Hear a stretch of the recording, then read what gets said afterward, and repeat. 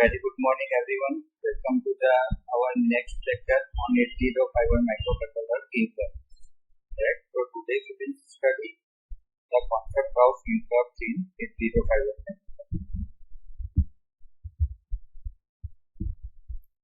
So in this particular lecture, we will see what is the interrupt, what is the difference between interrupt and polling, and how we can use the concept of it. So first of all, what is the interrupt? Interrupt is an external or internal event that interrupts the microcontroller to perform it that a device needs its service. Right? So whenever any device needs any new program which is to be executed, then it will send the signal to the 8051 microcontroller. Then 8051 microcontroller will stop the execution of the current program, and then it will jump to the new program. The new program will be executed. Right, and after execution of the new program, the control of the program will be transferred back to the main. Right, so this is the concept of interrupt. Right, so now microcontroller can serve any device in 2 ways. Number one, by using interrupt, and second one by using polling. Right? So now what is the difference between the interrupt and polling? Interrupt, in case of interrupt, whenever any device needs the service, the device notifies the microcontroller by sending it an interrupt signal. And whenever the microcontroller will receive the interrupt signal, it will stop the execution of the current program and it will serve the device. How it will serve the device? That is, it will serve the program of the particular device. And that new program is called the interrupt service. Right? The program which is associated with the interrupt is called the interrupt service routine, or it is also called the interrupt handler. Right? Whereas, what do you mean by polling? Polling means continuous monitoring. Right? So whenever the microcontroller monitors any device continuously, then we can say that we are using a concept of polling. Right? And in case of polling, whenever the particular condition is met, for example, whenever the timer will overflow, at that time it will execute some function.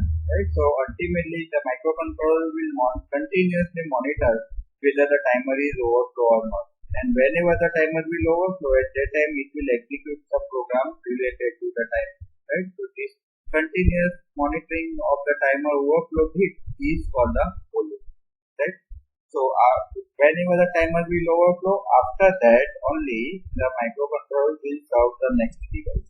Right? So in case of the polling method is, we can say it is not efficient, and its wastage is the time of the microcontroller continuously in order to monitor the device. Right? So there are many advantages of interrupt. Right? If we are using a concept of interrupt, we can serve multiple devices simultaneously using the concept of interrupt. Right? But see, each and every device will be served by some fixed priority. Right? So in case of interrupt, the microcontroller will give the priority to each and every device, and based on that priority only, it will serve the different device one by one. Whereas in case of polling, this kind of priority based operation is not possible. In case of polling, the microcontroller will execute the program sequentially. Right? And during the sequential execution, whatever program will come first, that particular program will be executed first. Right? And ultimately all the device will be served in a round robin fashion. Right? So in case of polling, the microcontroller cannot mask any device. Right? Means microcontroller cannot enable or disable any device. Whereas in case of the interrupt, it can enable or disable any device. Right? So what are the steps which are to be followed whenever we are using a concept of interrupt? Right? So whenever any device will be activated, at that time microcontroller will complete the execution of the current instruction. Right? And after execution of the current instruction, it will save the address of the next instruction onto the stack. right? So the address of the next instruction will be always saved onto the program counter register. The content of the program counter register will be saved onto the stack, right? And after saving the content of program counter onto the stack, the microcontroller will jump to the new memory location, right? And from that memory location, it will take the address of the another program which is to be served, right? So the memory location at which the address of another program is stored is called the interrupt vector table, right? And that another program is called the interrupt service routine, right? That another program is called the interrupt service routine, right? So after saving the content of program counter register onto the stack, it will jump to the interrupt vector table, and from interrupt vector table, it will take the address of the interrupt service routine, right? And then it will execute the interrupt service routine. After execution of the interrupt service routine, each and every interrupt service routine, last instruction must be RETI, right? So what do you mean by RETI? That is return from the interrupt, right? So whenever the return from the interrupt instruction will be executed, at that time the control of the program will be transferred back to the main program, right? So once again the main program will be continuously executed, right, from the place where it was interrupted, right? So once again the microcontroller will take the address of the next instruction from the stack. It will retrieve the address of the next instruction from the stack, and then once again it will execute the main program continuously, right? So this is the execution of the interrupt, right? In case of the polling method, it will execute one by one instruction continuously, whereas in case of the interrupt, whenever any device needs the service, it will send the signal. Once the microcontroller will receive the signal, at that time it will execute the program corresponding to the interrupt. That program is called the interrupt service routine. And after execution of the interrupt service routine, in interrupt service routine, the last instruction must be RETI, right? That is return from the interrupt, right? And whenever the RETI instruction will be executed, at that time control of the program will be transferred back to the main program. Once again the main program will be executed. Whenever any device will send the signal, its corresponding ISR will be executed, and once again after execution of the ISR, the control of the program will be transferred back to the main, right? So in this way it executes any interrupt service routine continuously, right? So this is the concept of interrupt. So whenever the microcontroller will execute the interrupt, at that time it will finish the execution of the current instruction. It will save the address of the next instruction onto the stack, and then it will jump to the fixed memory location. This fixed memory location is called interrupt vector table, right? And this location actually depends on the type of the interrupt, right? So which interrupt will be executed, right? So for each and every interrupt, the address is fixed, right? So then the microcontroller will jump to the fixed memory location depending on the interrupt, right? And then it will execute that interrupt service routine. After execution of the interrupt service routine, in each interrupt service routine, the last instruction must be RETI. Whenever the RETI instruction will be executed, at that time the control of the program will be transferred back to the main program from where it was interrupted, right? So in this way the microcontroller solves any interrupt, right? So how many interrupts are there in 8051 microcontroller? There are 6 interrupts, right? So which are the different 6 interrupts? The first interrupt is the reset, right? Reset is called the power up reset, right? So whenever the microcontroller will be powered up, means whenever we will switch on the supply, at that time the microcontroller will be reset and the program return at the memory location 0000H to be automatically executed, right? And we cannot enable or disable the reset interrupt, right? So that's why reset is also called non-maskable interrupt, right? In short, it is also called NMI, right? So first interrupt is the reset, After reset, there are two interrupts are for the timer interrupt. There are two. So in timer interrupt, there is one interrupt is for timer 0, another interrupt is for timer 1. Then there are two interrupts are the external interrupt, that is INT 0 and INT 1. Right? So INT 0 is nothing but port pin P3.2 and INT 1 is nothing but port pin P3.3. Right? So whenever we will get a low pulse, right, at port pin P3.2 and 3.3, at that time this particular external interrupt will be executed. Right? And the last interrupt is the serial communication. Right? So this interrupt can occur whenever the serial data transmission and serial data reception are over. Right? So whenever the serial data transmission is over, at that time TI flag will be 1. Whenever the serial data reception will be over, at that time RI flag will be 1. Right? And whenever the TI or RI, if any single flag is 1, at that time the interrupt of serial communication can be occurred and we can transmit or receive the next particular byte using serial communication. Right? So how we can say that whether the interrupt has occurred or not. Right? So in 8051 microcontroller, we can tell whether the timer 0 interrupt has occurred or not. Right? So whenever we are using a timer, what we are doing? First of all, we are configuring the timer in T-mode register. Then we are loading the value in the timer. Then we are starting the timer.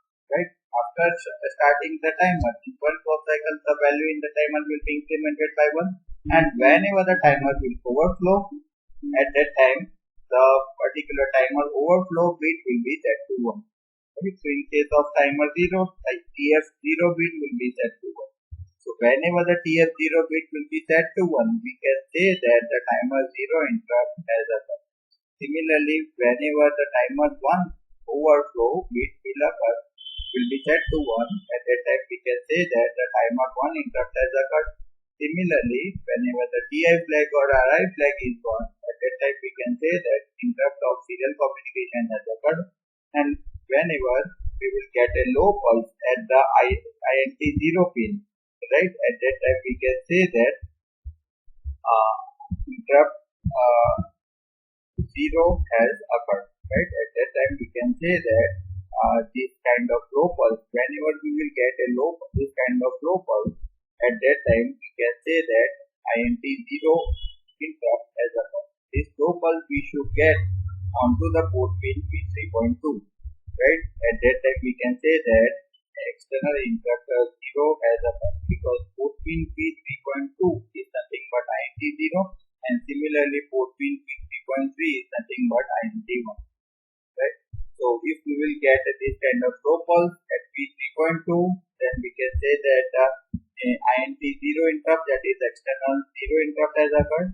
And whenever we will get this kind of low pulse at port pin P3.3, at that time we can say that the interrupt INT 1 has occurred. Right? So in this way we can say that whether any interrupt has occurred or not. And whenever any interrupt will occur, at that time appropriate interrupt service routine will be called or that appropriate interrupt service routine will be executed. Right? So which are the different types and what will happen whenever any interrupt will occur. Right? So these are the different interrupt vectors. Right? So that is the first column. In this particular table, the first column shows the interrupt number. Right? So what is the interrupt number 0? It is the external 0. Then interrupt 1 is the timer 0. Then interrupt 2 is the external 1. Interrupt 3 is the timer 1. And interrupt 4 is the serial communication interrupt. Right? So whenever the external 0 interrupt will occur, at that time the program written at some fixed memory location will be always executed. Right? So whenever any external 0 interrupt will occur, at that time program written at the memory location 0000BH memory location will be always executed. Right? Whenever the timer 0 interrupt will occur, means whenever the timer will overflow, at that time this program written at the 00B memory location will be automatically executed. Right? So in this way, these particular addresses where we need to write down the program corresponding to interrupt are called the interrupt vector address. Right? So what is the interrupt vector address for external 0? It is 0003. Right? What is the interrupt vector address for the timer 0? It is 00B. For timer 1, it is 001B. And for external 1, it is 0013. And for serial communication port, 002. Right? So this particular sequence also you need to take. Right? Because this particular sequence is called the interrupt priority. Right? So this sequence is also called the interrupt priority. Right? So here in case of microcontroller, 0 means highest priority. Right? So which interrupt has highest priority? That is external 0. Then the next priority is for timer 0. Then next priority is for external 1. Then timer 1, and then the interrupt of serial communication. Right? So we can say that the external interrupt is 0 is having highest priority. Right? Now we can also enable and disable all these interrupts. Right? So that means we can also mask all these remaining 5 interrupts. Right?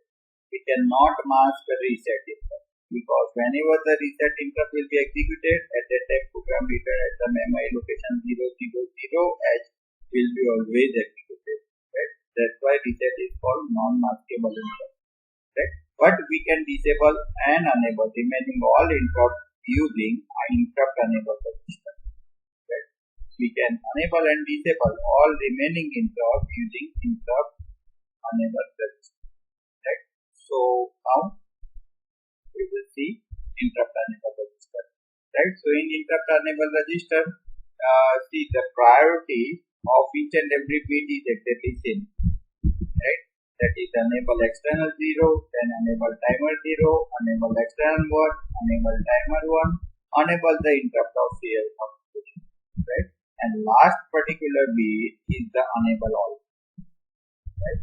So EA stands for the enable all. Right? So in this way, whenever we want to enable the particular interrupt, then its respective bit must be 1. Right? By default, all the bits are 000 in interrupt enable register. Right? So by default, all the interrupts are disabled. Right? Whenever we want to enable any interrupt, at that time these respective bit we have to make 1. Right? And these bit enable all bit must be 1. Right? If enable all bit is 1, then only we can enable or disable remaining all interrupts. Right? So this enable all bit is also called global interrupt enable bit, because by using this particular bit we can enable and disable all the interrupts. Right? If this bit is 1, then only the remaining bits will be effective. If this bit is 0, then remaining all bits will become ineffective. Right? So EA stands for the enable or disable all interrupts. Right? It is also called global interrupt enable bit. Right? Remaining these two particular bits are the reserved. Right? They are not. Right? Then ES stands for the enable serial. So remaining bits are used for enabling the respective interrupt. So now, if for example, suppose I want to enable the timer 1 interrupt, right? So how we can enable this particular timer 1 interrupt? So if I want to enable this particular timer 1 interrupt, then this bit must be 1, right? This particular bit must be 1. These remaining bits we can keep 0, 0.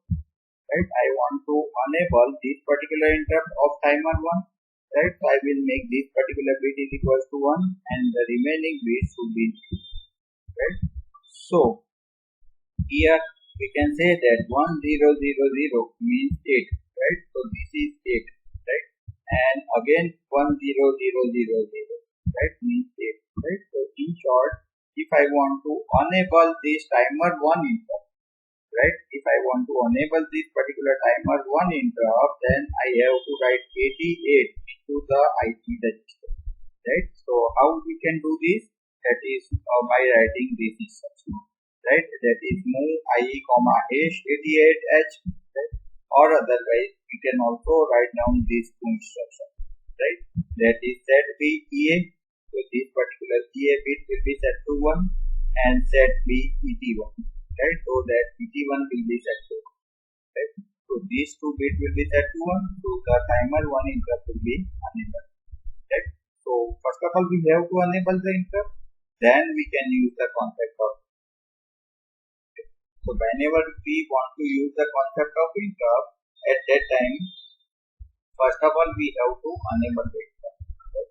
So once the interrupt is enabled, now if we have enabled the interrupt of timer 1, right?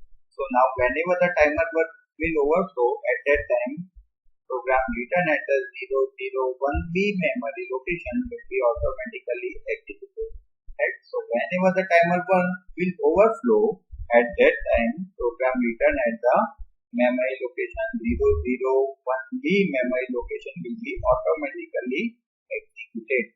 Right? So this way we can use the concept of interrupt.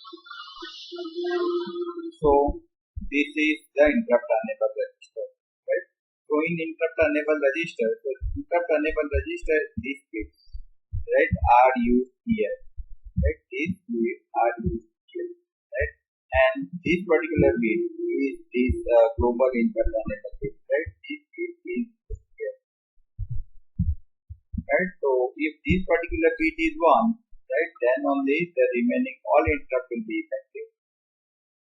So now see how any interrupt will be executed. Right? So first of all we will see for the INT. Right?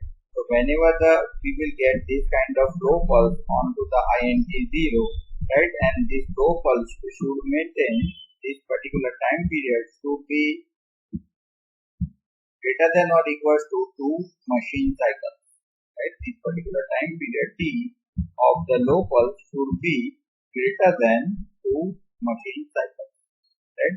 So if the low pulse will come, right, then here IT0 bit indicates whether it is edge triggered or level triggered. Right?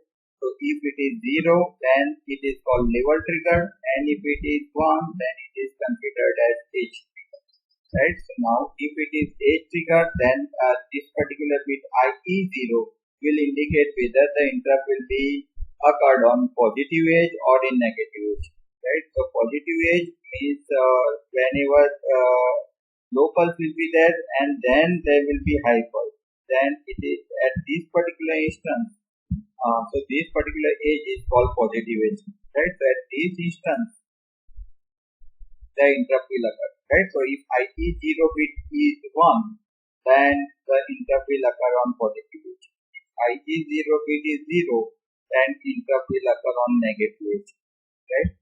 And if so this will be effective only if the IT0 bit is 1, that is edge triggered interrupt.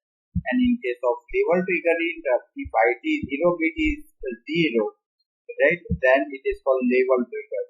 Right? So what do you mean by level triggering? Is this at INT0 the pulse should become low and low should be maintained for 2 machine cycles. Right? If the low is maintained for the 2 machine cycles, then we can say that low level has been maintained for the 2 machine cycles, and then we can say that the interrupt has occurred. Now once the interrupt has occurred and if EX0 bit is 1 and if EA bit is 1, right, then its corresponding program which is written at the memory location 0003 memory location will be automatically executed. Means if the interrupt will occur and if it is enabled, then program written at the 003 memory location will be automatically executed. So in this way interrupt INT0 can be executed.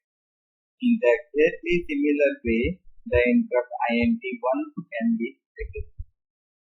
Similarly, in the same way, the timer 0 interrupt will be executed. Right? We can configure the timer, then we can load the timer, then we can start the timer. Right? So once the timer is started, at that time, then no need to monitor the timer overflow, right? Timer will be running. On another side, we can also execute the main program continuously, right? So two microcontroller will perform the two actions simultaneously. It can also execute the main program continuously. Simultaneously, timer will be also run. In one clock cycle, the value in the timer will be continuously incremented by one. At that time, microcontroller can also perform some another task, right? And whenever the timer will overflow, at that time we can say that the timer overflow interrupt has occurred.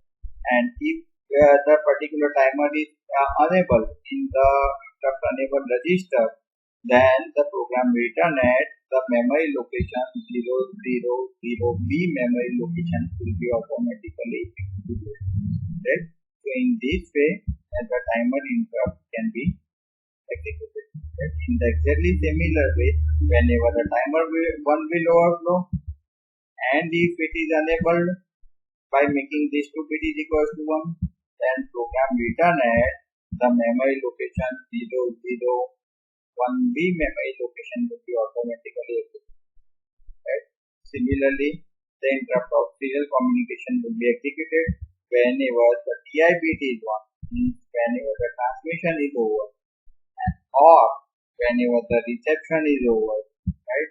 So whenever PI or RI, if any bit is 1, then if the serial communication interrupt is unable, then the program return at the memory location 002 B memory location will be automatically executed. Okay?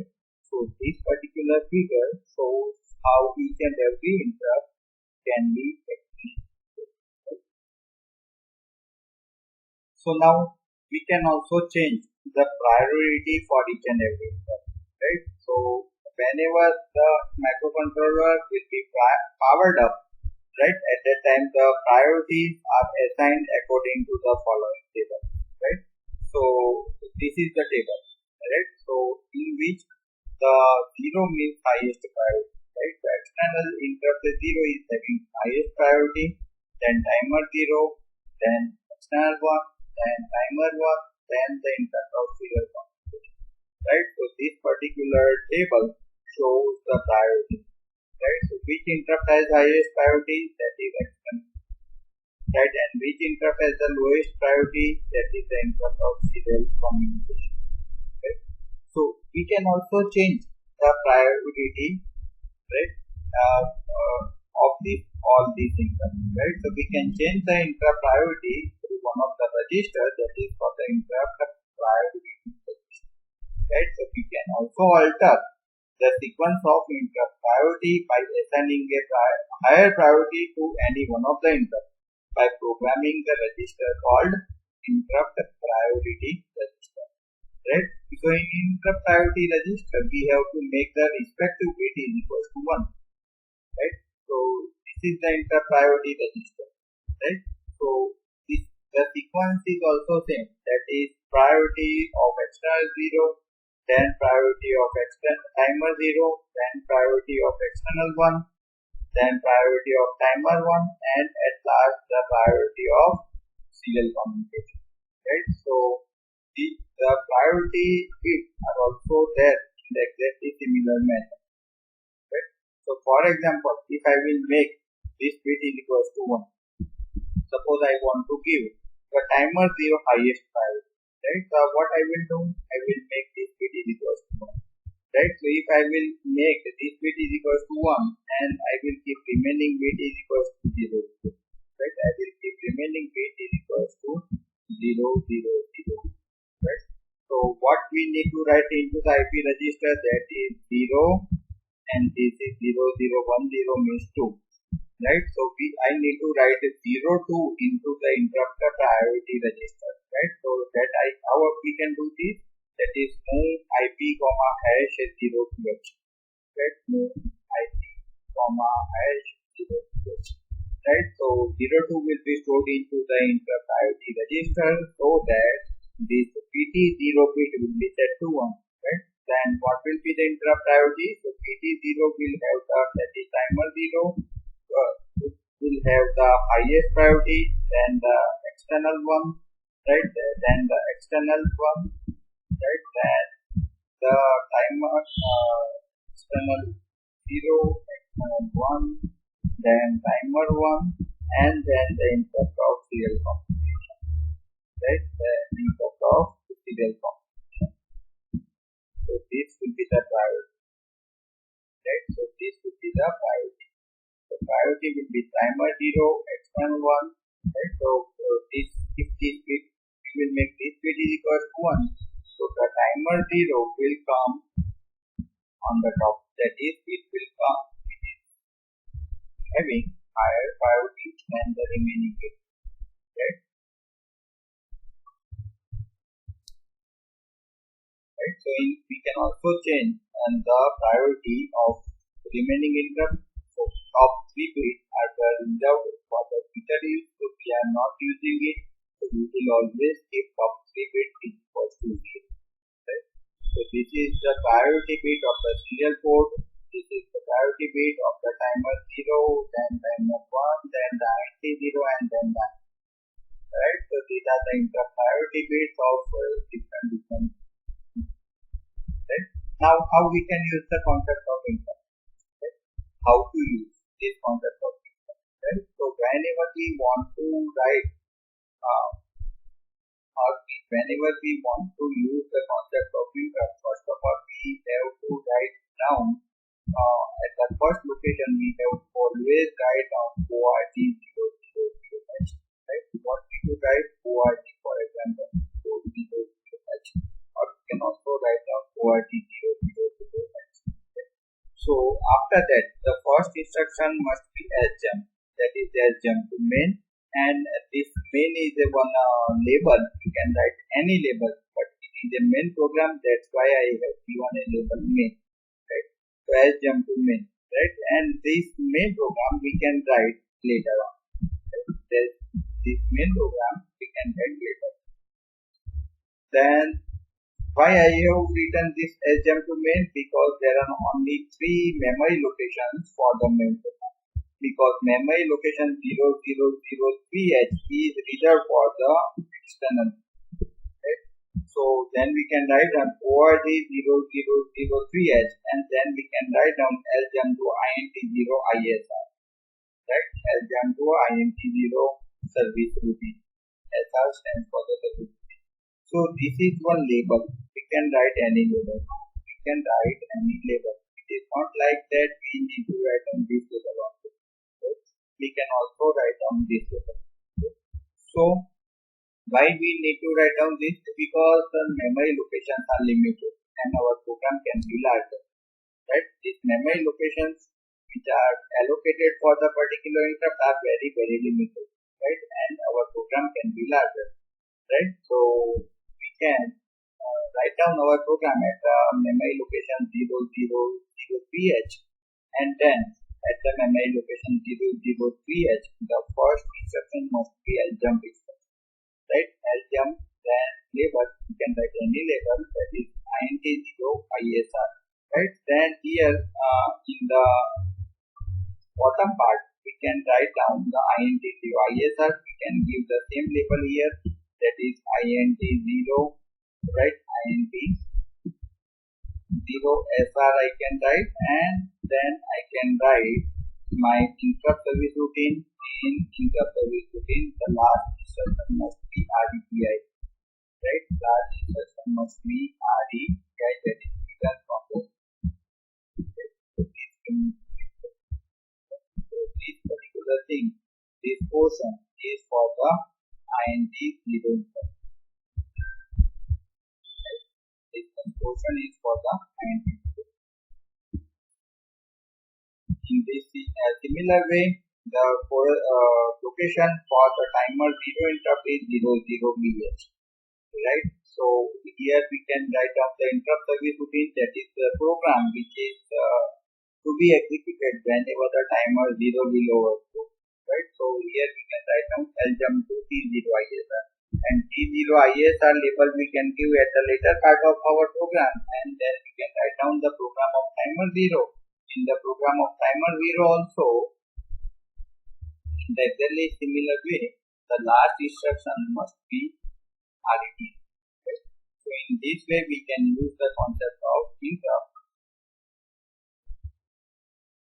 Now we will see how the timer ISR, timer 0 ISR and timer 1 ISR will get executed. Right? But we need to take care whenever the timer 0 or timer 1 interrupt service routine will be executed. At that time, no need to clear the timer overflow bit, because once the interrupt service routine execution is over, at that time, whenever the RETI, that is return from the interrupt instruction, will be executed, at that time this TF0 bit will be automatically cleared.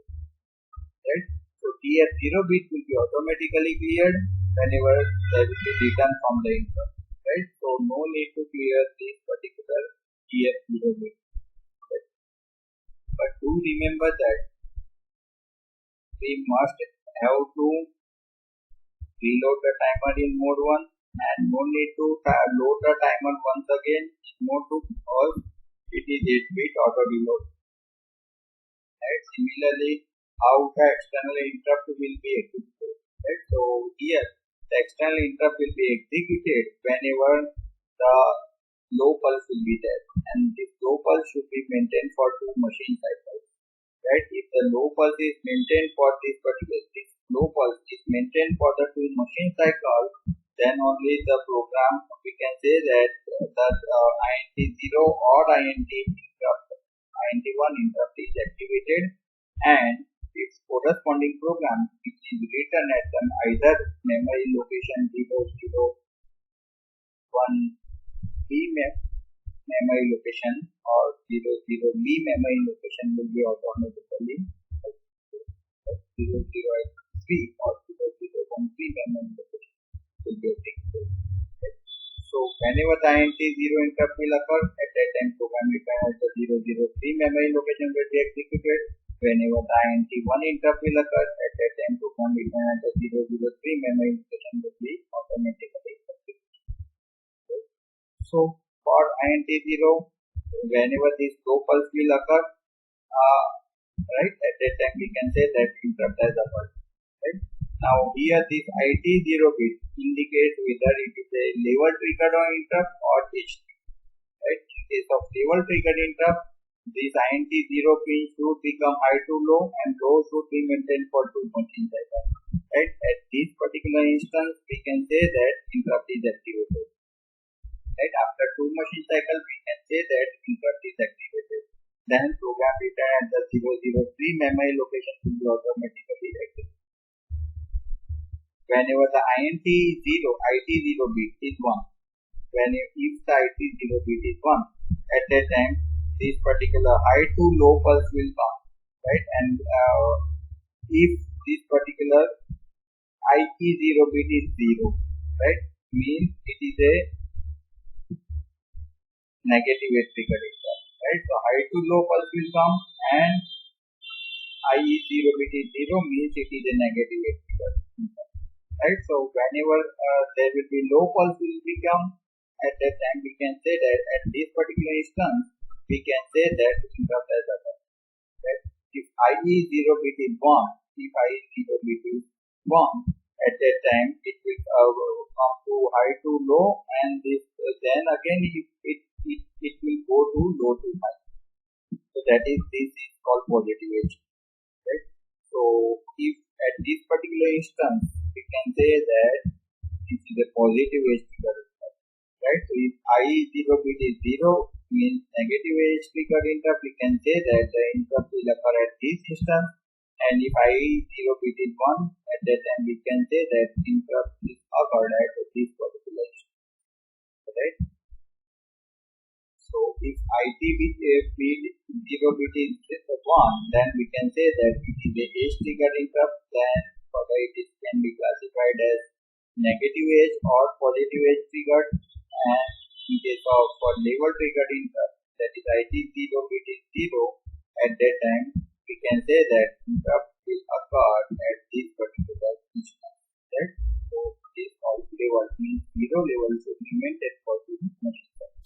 Right? And whenever any interrupt will occur, at that time program written at the fixed memory location, that is 003 memory location, will be automatically executed. Okay. Similarly, for the INT one. So in this way, we can execute the concept of interrupt. Right. So where is this bit IT0, IT0, then IT1 and IT1? So these 4 bits, right? This IT0 and IT0 are the bits in the on register, that is timer control register. Right. Similarly, IE1 and IT1 are the bits of the interrupt one, which is there in which register TCON, that is timer control register. Right. So in TCON register, right, the lower 4 bits are for the interrupt. Right. These lower 4 bits are for configuration of the interrupt, and these higher 4 bits are for the configuration of the time. Right. So in this way, any interrupt will be executed. Right. So if you are having any confusion, then you should call me at any time. Right. My number is 987 987 974.